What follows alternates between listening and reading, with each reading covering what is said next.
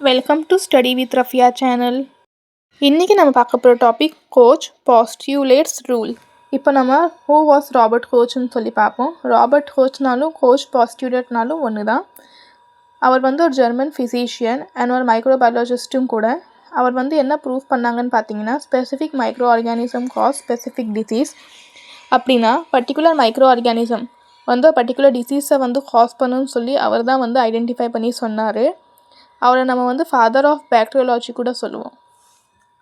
Robert கோச்சோட first ரூலில் அவர் என்ன சொல்கிறாருன்னா, ஒரு ஆர்கானிசம் உண்மையாக ஒரு டிசீஸ் காஸ் பண்ணுதுன்னா அந்த இன்ஃபெக்டட் பர்சனில் அந்த பர்டிகுலர் டிசீஸ் இருக்கணும்.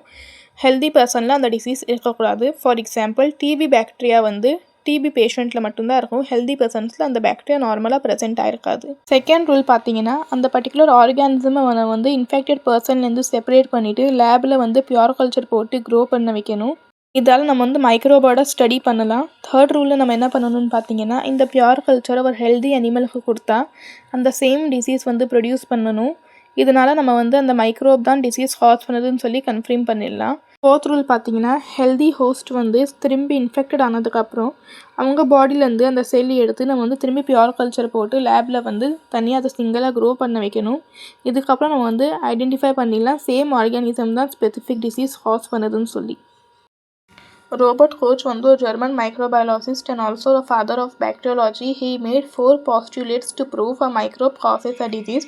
அவர் 4 postulates மேக் பண்ணார். ஏன்னு பார்த்தீங்கன்னா, ஒரு பர்டிகுலர் ஆர்கானிசம் தான் ஒரு பர்டிகுலர் டிசீஸ் காஸ் பண்ணுதுன்னு சொல்லி. அதில் ஃபஸ்ட்டு என்னென்னு பார்த்தீங்கன்னா, எல்லா டிசீஸ்லேயும் மைக்ரோ ஆர்கானிசம் ப்ரெசென்ட் ஆகிருக்கணும். அதை நம்ம இன்ஃபெக்டட் பர்சன்லேருந்து எடுத்து லேபில் பியூர் கல்ச்சர் போட்டு க்ரோ பண்ண வைக்கணும்.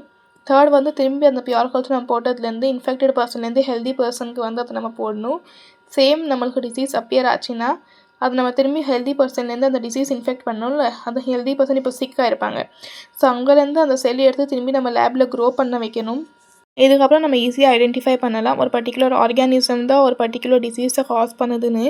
For example Salmonella typhi cause typhoid.